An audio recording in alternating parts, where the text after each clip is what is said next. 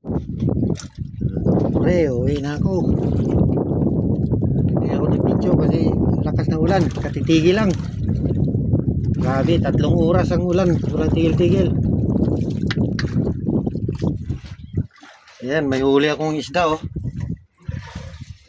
3 peraso. Saka yung pusit ko, ayan. Mga 6 pa rin na kilo yan siguro. Pauwi na ako mga kapobre.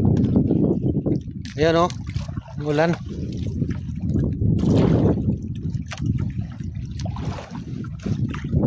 Dito na ako sa malayo-malayo natin.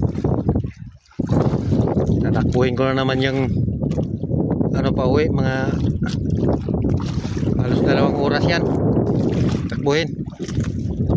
Dito na lang mga friends. Pobre kasi malayo pa yung takbuhin ko. Ako pa yan mga 2 oras. Alauna na.